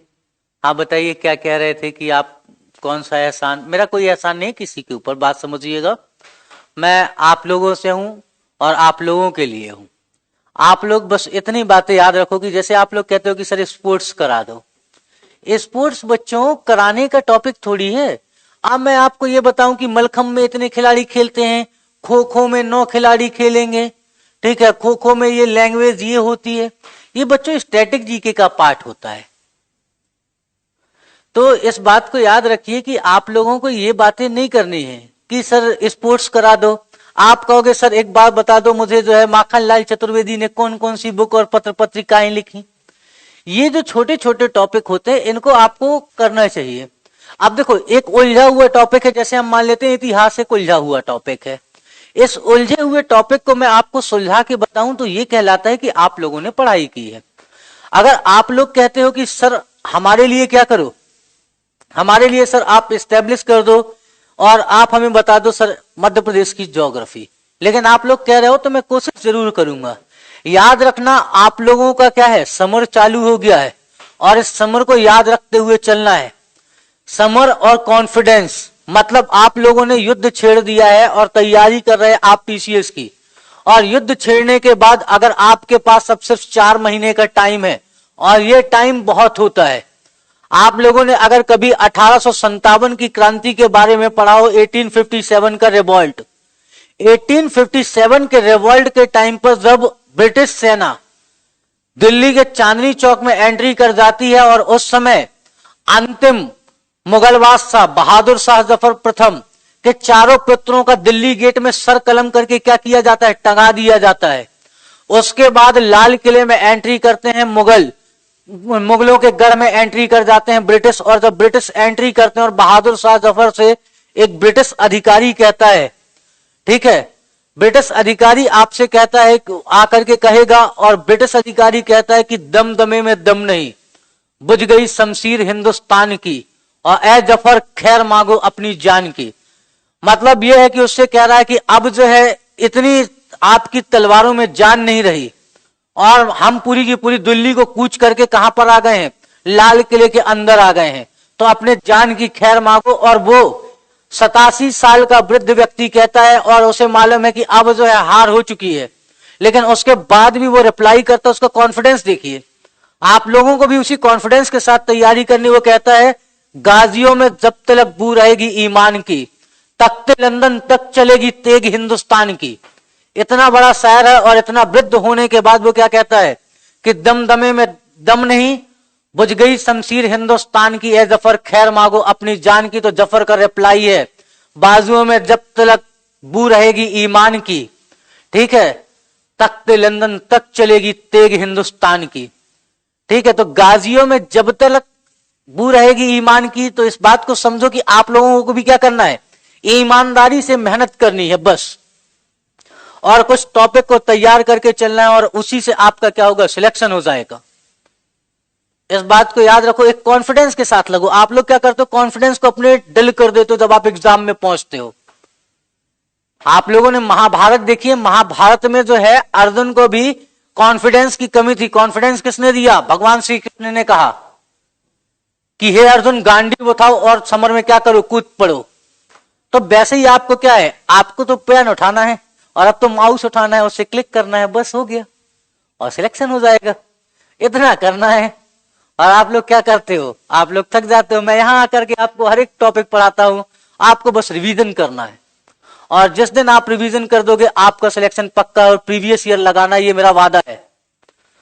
और अगर आपका सिलेक्शन ना हो तब आप मुझे फोन करना कि सर आपके एमपी नहीं पढ़ाने की वजह से ये वाले टॉपिक से मेरा सिलेक्शन नहीं हुआ, उस दिन आप मुझे दोष देना। आपको एक भी क्वेश्चन बाहर नहीं जाएगा। हाँ, एक आध क्वेश्चन नहीं कहता कि वो पूछ ले कि वासुदेव सर के पापा का नाम क्या है, तो ये वाला क्वेश्चन तो थोड़ा सा नहीं बन पाएगा आप लोगों से। तो इस बात को याद रखिएगा। बूझो तो जाने वाले नहीं, अच्छे वालों की बात कर रहा हूं मैं। चलो आ जाओ। रजा अली खान, इसने क्या किया, जामा मस्जिद का निर्माण कराया। आपसे पूछा जाएगा कि आसीरगढ़ के किले में जो जामा मस्जिद है उसका निर्माण किसने कराया है, तो इस जामा मस्जिद का निर्माण कराता है आपका रजा अली खां।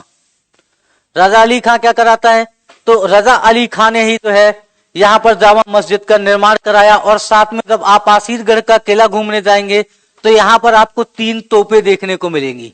उन तोपों का निर्माण भी कौन कराता है, यही रजा अली खां जो है उन तोपों का भी निर्माण कराता हुआ आपको देखने को मिल जाएगा। इस बात को याद रखना। और क्या होता है आगे चल करके, 1596 ईस्वी में बारूद खाने में जो है विस्फोट होगा और इसकी डेथ हो जाएगी। ठीक है, इसकी मृत्यु कब होती है, तो याद रखना 1596 में बारूद खाने में विस्फोट होने से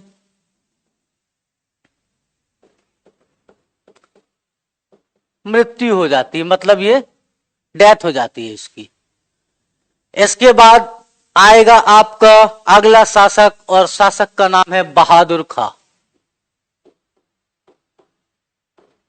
अगला शासक कौन आ जाएगा हमारा, बहादुर खां आएगा। और ये बहादुर खां ने निर्माण में स्वतंत्र फारूकी शासन का क्या होगा, अंतिम राजा होगा। इसे आप खिज्र खां के नाम से भी जानते हो। ये सबसे इंपॉर्टेंट है और यहां से आपसे बार बार क्वेश्चन आस्क किया जाएगा, इस बात को मान के चलो। यह हमारे लिए सबसे इंपॉर्टेंट शासक है पूरे के पूरे निमाड़ रीजन में। पूरे के पूरे निमाड़ रीजन में सबसे इंपॉर्टेंट शासक इसलिए है कि हमने पिछली बार जामा मस्जिद देखा था। इस टाइम पर हम क्या करेंगे, इस टाइम पर देखेंगे कि इसी के समय कब की बात है, तो 1601 में अकबर अपनी अंतिम विजय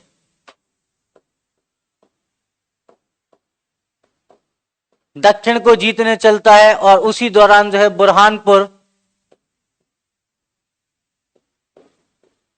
में आक्रमण करता है।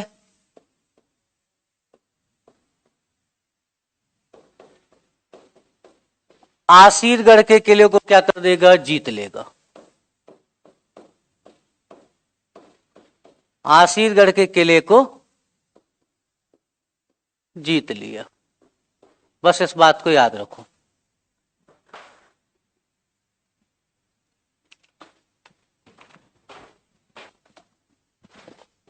अकबर ने क्या किया इसके टाइम पर, तो याद रखो इस बात को।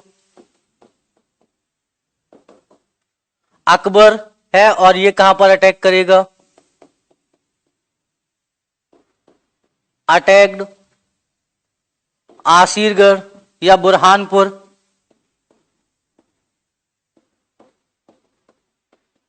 Burhanpur and wins Asirgarh fort.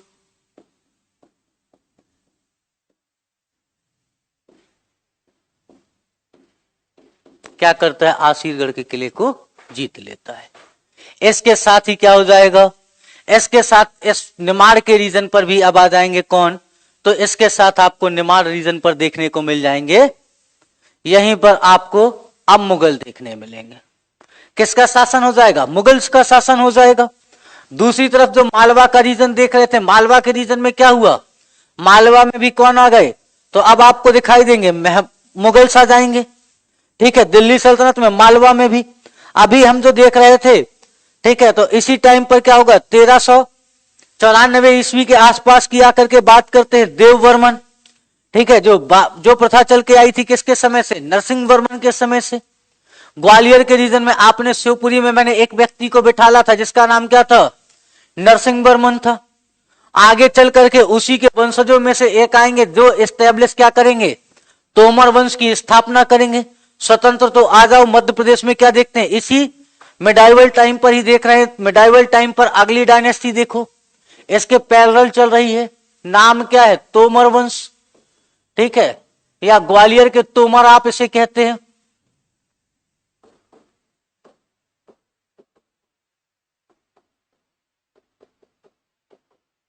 ये कहां के आपको दिखाई देंगे, तो ये दिखाई देते हैं आपको जो मुरैना का रीजन है, इन्हें कहा जाता है कि ये कहां पर थे, मुरैना के रीजन में थे और यहीं के ये निवासी थे।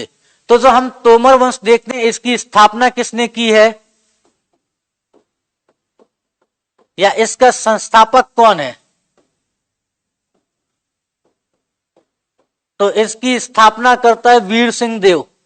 ठीक है, तोमर वंश की स्थापना कौन करते हैं, वीर सिंह देव। वीर सिंह देव ने कब एस्टेब्लिश किया है, तो 1394 ईस्वी में एस्टेब्लिश करते हैं तोमर वंश, कहां पर, ग्वालियर में। ठीक है, किसके बाद, तो इनके पिता हैं देववर्मन, और देववर्मन की डेथ होती है, और देववर्मन की डेथ होने के बाद वीर सिंह देव आते हैं और ये क्या करते हैं, दिल्ली सल्तनत उस समय खुद कमजोर हो रही थी, तो उसकी सत्ता को अस्वीकार कर देते हैं और अस्वीकार करके स्वतंत्र तोमर वंश की स्थापना कर देते हैं, कहां पर, ग्वालियर पर। ठीक है, इसने क्या किया, स्थापना कर दी। इस वंश का जो सबसे हमको प्रतापी राजा देखने को मिलता है, राजा का नाम है राजा मान सिंह। ठीक है, कौन सा सबसे इंपॉर्टेंट राजा है, तो आपको दिखाई देंगे मान सिंह इस वंश के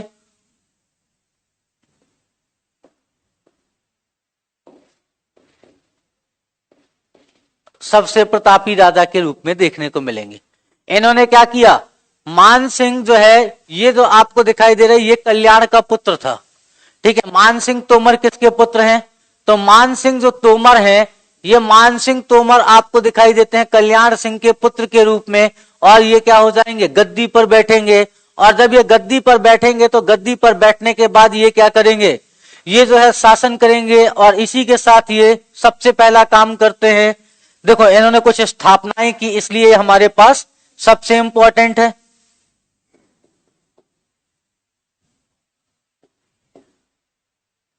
पहला क्या बनवाया, तो पहला बनवाया गुजरी पैलेस, आप लोगों को याद होगा, गुजरी महल का निर्माण कराया।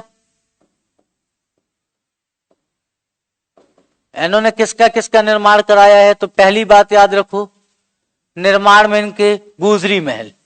दूसरा क्या किया इन्होंने, तो गुजरी महल के साथ साथ ये निर्माण करते हैं आपका मान पैलेस।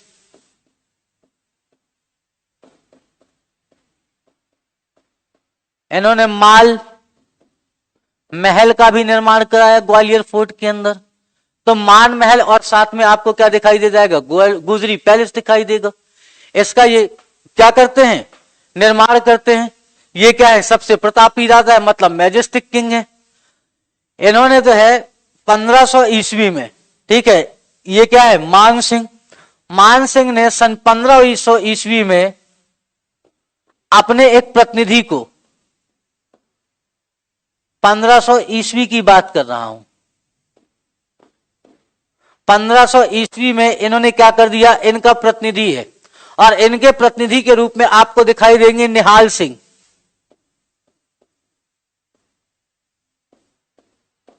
कौन दिखाई दे रहा है, निहाल सिंह। और इस निहाल सिंह को इन्होंने क्या किया, तो सिकंदर लोधी के दरबार में भेजा। 1500 ईस्वी में इन्होंने अपने प्रतिनिधि निहाल सिंह को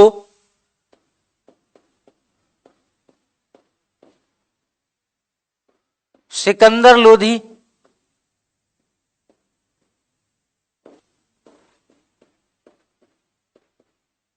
दरबार में दिल्ली भेजा। किसके लिए, जिससे इनके क्या हो जाएं, संबंध अच्छे हो जाएं। दिल्ली में जिसका भी शासन होता था सबसे पहला अटैक कहां पे करता था, ग्वालियर में। तो इन्होंने क्या किया, इन्होंने जो है भेज दिया निहाल सिंह को सिकंदर लोधी के दरबार में कि जाओ भाई बात करके आओ कि हम आपके साथ मिलकर के रहेंगे, आप जब भी समस्याओं में आओगे हम आपकी क्या करेंगे, मदद करेंगे। तो इतनी बातें इन्होंने जब करके भेज दिया तो वो पहुंचता और वहां से बातें बन जाती हैं। और सिकंदर लोधी के टाइम पर क्या होगा, ग्वालियर पर कोई आक्रमण नहीं होगा। लेकिन जैसे ही सिकंदर लोधी हटता है, और इस समय पर राजा अभी कौन है, मान सिंह ही है। तो 1517 में चल करके, ठीक है, कब की बात आ जाएगी, अब 1517 ईस्वी में। इसी टाइम पीरियड पर जब आप देखते हो 1517 ईस्वी में, तो इस टाइम पर आपको दिखाई देगा इब्राहिम लोधी।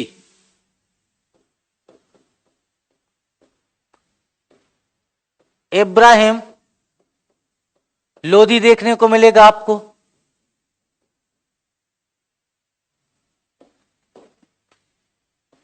कौन मिला आपको, इब्राहिम लोधी। इब्राहिम लोधी क्या करेगा, तो इब्राहिम लोधी अटैक कर देगा। ठीक है, अटैक कहां करेगा, आक्रमण कर देगा। कहां पर आक्रमण करता है, तो देखो ये आएगा ग्वालियर।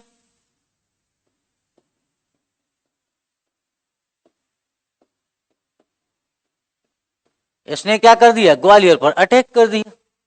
ग्वालियर पर अटैक करके ये क्या करेगा, ग्वालियर के किले को जीत लेगा। आपको कौन दिखाई दे रहा है, तो याद रखो इब्राहिम।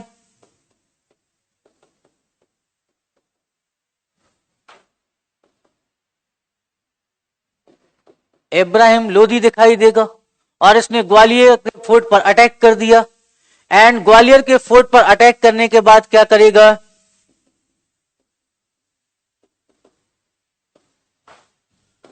जीत लिया। कैसे जीता, तो ग्वालियर के किले को जीत लेता है। ठीक है, और मान सिंह इसी युद्ध में क्या होगा,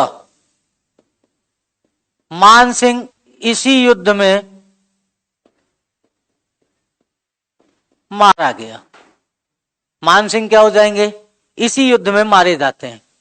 ठीक है, और मान सिंह जब इस युद्ध पर मारे जाएंगे तो इसके बाद क्या हो जाएगा, इसके बाद ये जो आपको स्वतंत्र तोमर वंश दिखाई देता है ये समाप्त हो जाएगा, और किस में चला जाएगा, इब्राहिम लोधी के शासनकाल में। लेकिन इनके पुत्र होते हैं, और इनके पुत्र का नाम है विक्रमादित्य।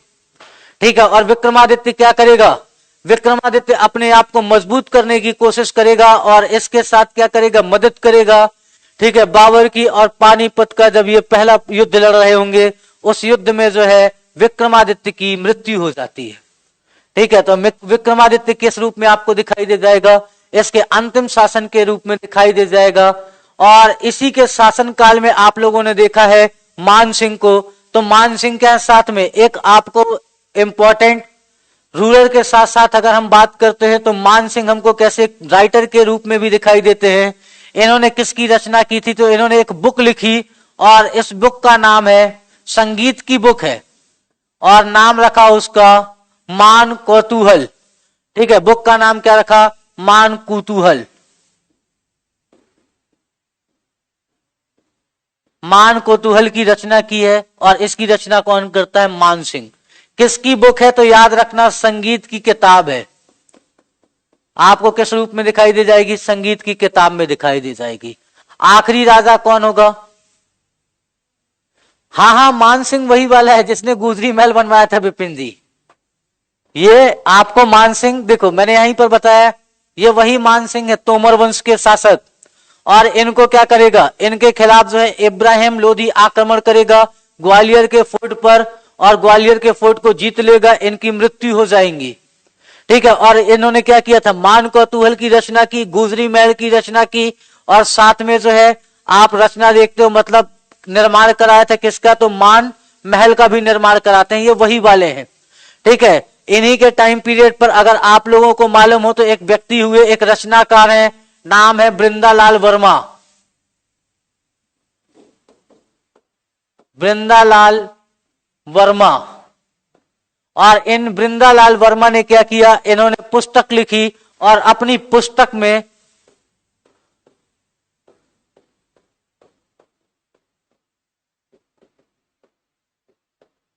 ठीक है, इन्होंने किसकी चर्चा की है? तो सबसे पहले याद रखो मृगनयनी और साथ में मान सिंह। इनके प्रेम कहानी की चर्चा की है। मृगनयनी इनकी रानी है, या इसी को आप क्या कहते हो? गुजरी महारानी है। और गुजरी अर्थात मृगनयनी और मान सिंह की ये क्या करते हैं? अपनी पुस्तक में चर्चा की है। आपसे पूछा जाएगा कि वृंदालाल वर्मा ने अपनी पुस्तक में किसकी चर्चा की है? आकाश तिवारी जी। सर बिल्कुल।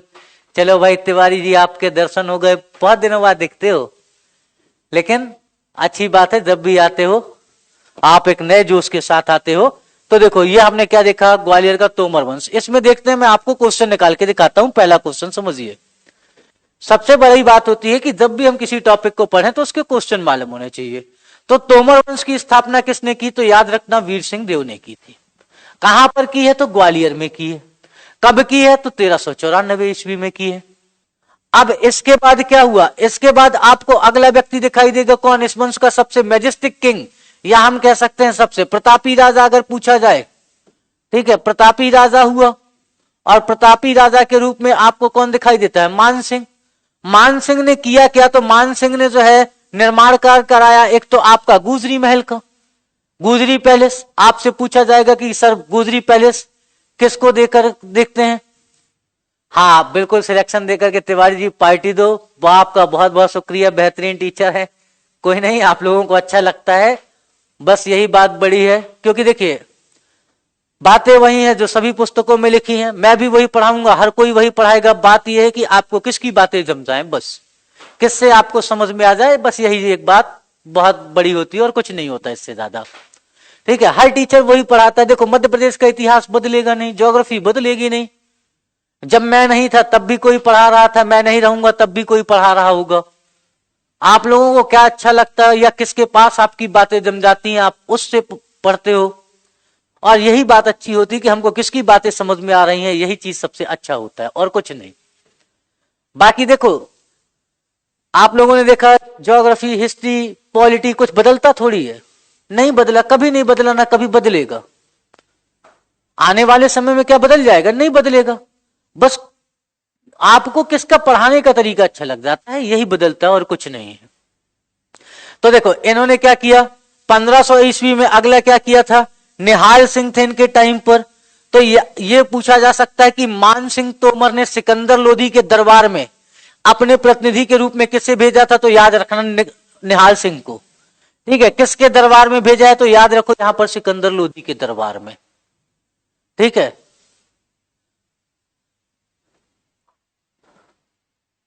सर आप यहीं रहेंगे जब तक हम सिलेक्ट ना रहे। आप लोग बिल्कुल सिलेक्शन होगा, मैं तो बता रहा हूं आपको। अब देखो इसके बाद इन्होंने क्या किया? मान महल का निर्माण किसने कराया? तो मान महल का निर्माण भी इन्होंने कराया। आप लोग सब सिलेक्शन लो, पार्टी दो, फिर बातें अलग होंगी हमारी, फिर बैठ करके पार्टी करेंगे।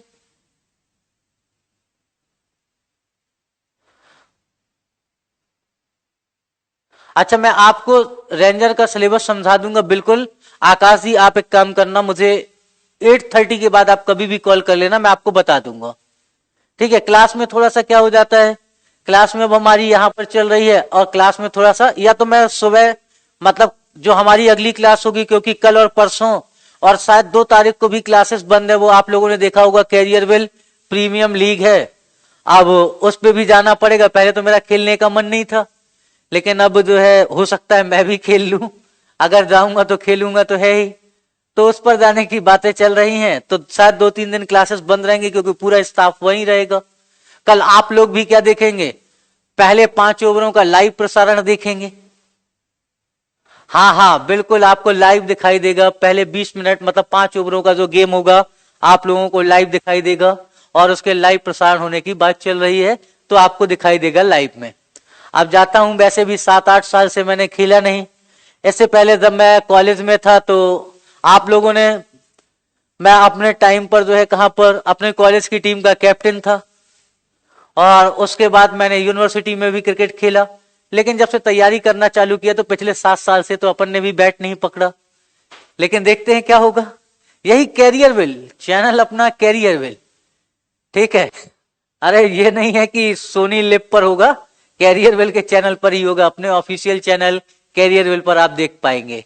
आप लोगों ने पोस्टर देखा है, वहां पर प्रसारण कर देंगे कैरियरवेल पर। Morning sharp 10:30 AM match start होने का टाइम है। और इसी टाइम हम क्या कर रहे होंगे, स्टेडियम में बैठे होंगे।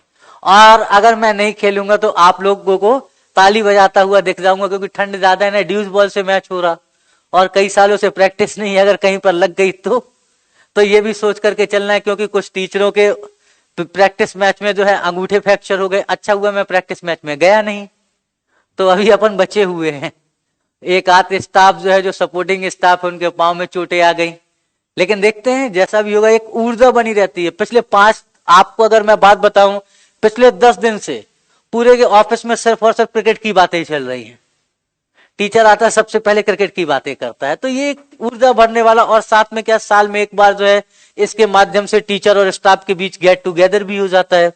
तो इसे हम क्या करेंगे, गेट टुगेदर के रूप में समझेंगे। अरे बिल्कुल बिल्कुल, आप बिल्कुल चिंता मत करें आकाश तिवारी जी। मैं हमेशा जो है आप लोगों का जो है हमेशा क्या करता रहता हूं, सपोर्ट करूंगा। बैच कंप्लीट होने की बात नहीं होती। टीचर और स्टूडेंट का रिश्ता ऐसा होता है कि आप मुझसे कभी भी मिलेंगे, मैं जितना सपोर्ट अभी करता हूं, मैं हमेशा करता रहूंगा। इस बात की बिल्कुल चिंता मत करो। हाँ नैनिका जी, ये उन दिनों की बात है जब हम जवान हुआ करते थे, ठीक, और कूद जाते थे तो हड्डियां नहीं टूटा करती थी। अब क्या होगा, कूदेंगे तो टूट जाएगा। वजन ज्यादा हो गया तो मैदान में क्या हो जाएगा, खड्डे हो जाएंगे। तो इससे भी बचना होता है। चलो आओ, अब देखो इन्होंने क्या कराया, मान महल का भी निर्माण कराया। एक अगला क्वेश्चन और देख लो यहीं पर। इसी के टाइम पर क्या हुआ, 1517 ईस्वी में किसने आक्रमण किया, तो इब्राहिम लोदी का आक्रमण ग्वालियर पर किसके टाइम पर हुआ था। तो याद रखना टाइम किसका है, मान सिंह का ही है। ठीक है, किसका टाइम है, तो आपको दिखाई देगा मान सिंह का। मान सिंह क्या करता है, आक्रमण कर देता है और ग्वालियर के किले को जीत लेता है। इसके बाद कौन आएगा, बाबर आएगा, और बाबर किसको उठा के पटक देगा, इब्राहिम लोदी को पटक देगा। और जब इब्राहिम लोदी को उठा करके पटक देगा, तो कब्जा किसका हो जाएगा, कब्जा हो जाएगा बाबर का। स्टार्ट क्या हो जाएगा, मुगल टाइम पीरियड स्टार्ट हो जाएगा मध्य प्रदेश में, और मुगल शासन की स्थापना हो जाएगी। और हम अगली क्लास में किसके बात करेंगे, मुगल शासन से बात कर रहे होंगे। और साथ में देखेंगे इनका जो है रिश्ता देखेंगे किसके साथ, बघेलों के साथ देखेंगे, साथ में बुंदेलों के साथ देखेंगे। तो ये बातें करते हुए हम क्या करेंगे, आगे बढ़ जाएंगे अपनी क्लास में, और आगे बढ़ते हुए जो है चीजों को और सीखेंगे।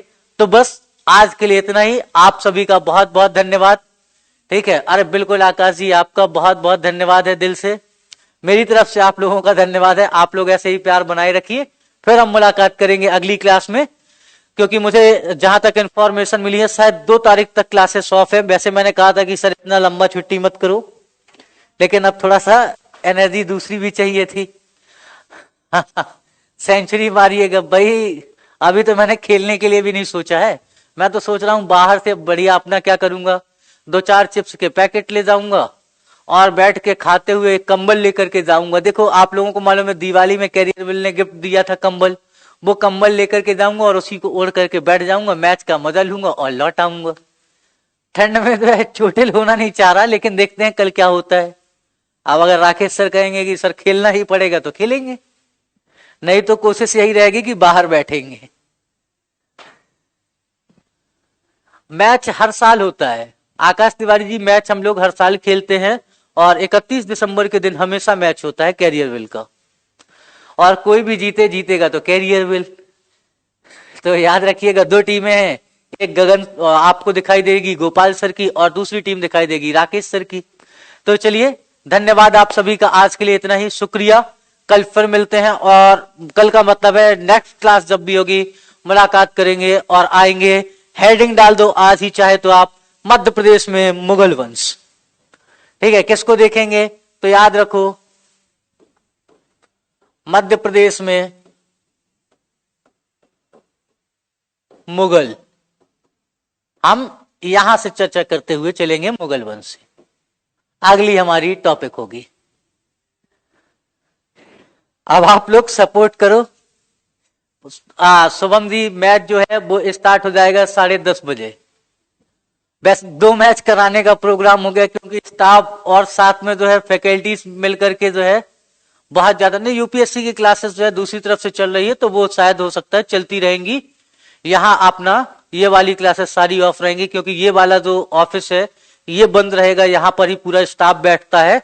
वो दूसरी तरफ से चलती है तो वो आपको दिखाई देगी। हाँ क्लास ऑफ है, सारी क्लासेस ऑफ रहेंगी, कल ऑफ रहेगी, परसों ऑफ रहेगी। और अच्छा विवेक सर को जीतने को कहना, बिल्कुल कहूंगा भाई कि जीत जाएं।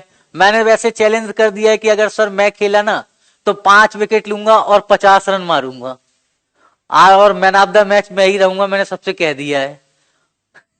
ठीक है, कहने में क्या जाता है, अपना कहते रहो भाई, जीतना जो है अपन को है ही, तो जीतेगा कौन, मैं। तो मैंने सबको चैलेंज कर दिया कि अगर मैं खेला, इसीलिए मैंने क्या कहा है उसमें एक वो भी लगा दिया कि अगर मैं खेला, मुझे मालूम मैं नहीं खेलूंगा, ठंड ज्यादा है तो नहीं खेलूंगा, तो कोई बात ही नहीं रहेगी। हेलो, बिल्कुल बिल्कुल बिल्कुल दे दूंगा मैं, जरूर बात करेंगे आप सभी से। चलिए आप सभी का धन्यवाद, कल मिलते हैं। ओके बाय, गुड नाइट, शुभ रात्रि, शब्बा खैर। आप सभी जो है अपना ख्याल रखिएगा, बहुत बहुत धन्यवाद आप सभी का। ठंड के मौसम में तबीयत का ख्याल रखिए, ठंड ज्यादा है, ठंड के कपड़े पहन के बाहर निकलिए, कैप लगा करके रहिए, इस साल वैसे भी ज्यादा ठंड पड़ने वाली है। ठीक है, चलिए एग्जाम आने वाले हैं, उस पर भी ध्यान देना। ओके बाय, चलिए कल मिलते हैं।